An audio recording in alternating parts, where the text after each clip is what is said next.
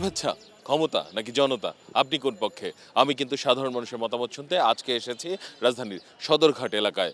আমি আসিফ সুমিত, একুশে টেলিভিশনের নিয়মিত আয়োজন জনতার কথা অনুষ্ঠানে সমসাময়িক ইস্যুতে শুনবো সাধারণ মানুষের মতামত। আমাদের প্রত্যাশা দেশে শক্তিশালী গণতন্ত্র, আমরা চাই সরকারকে সহায়তা করতে।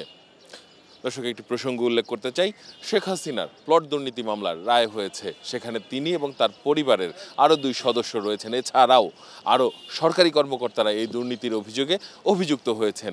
এর আগে আমরা দেখেছি শেখ হাসিনার বিরুদ্ধে মানবতা বিরোধী অপরাধের যে বিচার হয়েছে সেখানেও সরকারি কর্মকর্তারা জড়িত ছিলেন।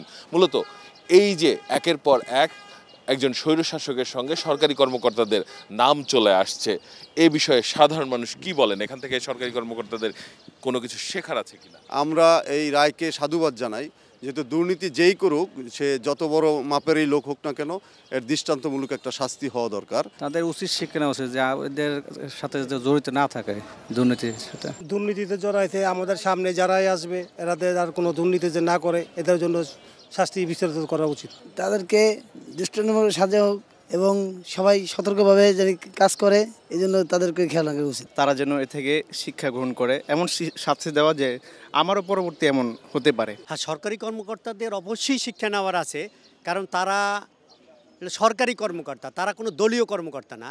তারা চামচাগিরি করতে করতে এত দলের প্রধানরে তারা দুর্নীতি করতে সহযোগিতা করছে এবং সাথে সাথে তারাও দুর্নীতি করছে। পরবর্তী দিন এগুলো দেখেছেন, যেই দলই ক্ষমতা আসুক, যেই গভর্নমেন্ট আসুক, পরবর্তী দিনে এসব কোনো কণ্ডকাণ্ড না করে, আমরা এটাই চাই বাংলাদেশে। শেখ হাসিনার পাশাপাশি এদেরকে কঠোর শাস্তি দেওয়া হয়। বর্তমান প্রেক্ষাপটে যারা চাকরি জড়িত আছে তারা শিক্ষা পেয়ে যাব।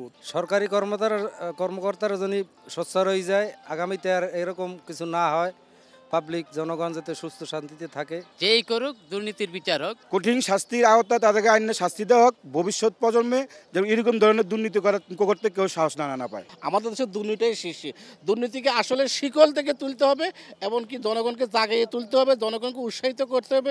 আপনি থানা পর্যন্ত, উপজেলার চেয়ারম্যান পর্যন্ত সব জায়গায় দুর্নীতি। তাহলে দুর্নীতি যদি থাকে বাংলাদেশে, তাহলে মানবতা থাকবে না, মানবতা পিছিয়ে দুর্নীতি থাকবে মাথার উপরে। শেখ হাসিনাও এই মামলার আসামি, আর যারা দুর্নীতি করছে তারা সবাই আসামি। আর আমরা চাই এই রায়টার ঠিক আছে দ্রুত যেন বাস্তবায়ন করা হয়। অনেক ধন্যবাদ আপনাকে। দর্শক, আপনারা শুনছিলেন সাধারণ মানুষের প্রতিক্রিয়া। এবার আরেকটি প্রসঙ্গে আমরা সাধারণ মানুষের কাছে যেতে চাই। জাতীয় নির্বাচন এবং গণভোট একই দিনে অনুষ্ঠিত হবে। গণভোটে থাকবে 4টি প্রশ্ন। মূলত এই 4টি প্রশ্নে হ্যাঁ না উত্তর দেবেন সাধারণ মানুষ। এই সাধারণ মানুষ 4টি প্রশ্ন সম্পর্কে অবগত আছেন কিনা, বা না থাকলে সরকারের আরও প্রচারণার প্রয়োজন রয়েছে?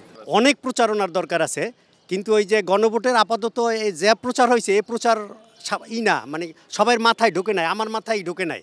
কাজেই এটা আরও অনেক প্রচারের দরকার, এবং যে কোনো একটা প্রশ্ন হইলে আমার মনে হয় ভালো হয়। এই ধরনের সেন্সিটিভ ব্যাপারগুলি, এগুলি নির্বাচন প্রচারণার জন্য একটা নির্দিষ্ট সময় প্রয়োজন আছে। এগুলি মানুষকে জানানোর প্রয়োজন আছে। মানুষ বুঝতে হবে হানা ভোটটা কী, কেন, এটা কোন জায়গায় কোন কথাটা বলতে হবে। এটা বাংলাদেশে আমার মনে হয় 95% মানুষই জানে না। হানা ভোট সম্বন্ধে কোনো বুঝি না। সুস্থভাবে এটা নির্বাচন হবে ফেব্রুয়ারিতে, আমরা জনগণ ভোট দিব, এটাই আমরা দেখতে চাই। অনেকেই আমরা কিভাবে ভোট দিব, কিভাবে ব্যালট পেপার ভাঁজ করব, সেটাও আমরা এখন অনেকে জানি না পুরোপুরিভাবে। সেখানে হানা ভোট, একাধিক প্রশ্নের উপরে হানা ভোট হবে। আসলে এই ব্যাপারে ব্যাপক প্রচারণা দরকার।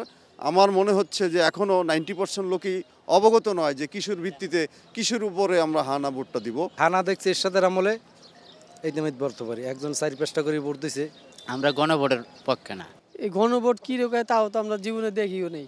স্কুল যেরকম ছাত্ররা স্যারেরা যেরকম ছাত্রকে নিয়ে পড়ায়, এই গণভোট দিতে হলে সাধারণ মানুষের নিয়ে স্কুলে নিয়ে আবার পড়াই দিব। আমাদেরকে জানতে হবে যে গণভোট এবং হওয়া না, এটা কীভাবে আসলে, এই প্রশ্নটা কেন, এটা আমারও বিবেকে বাজতেছে।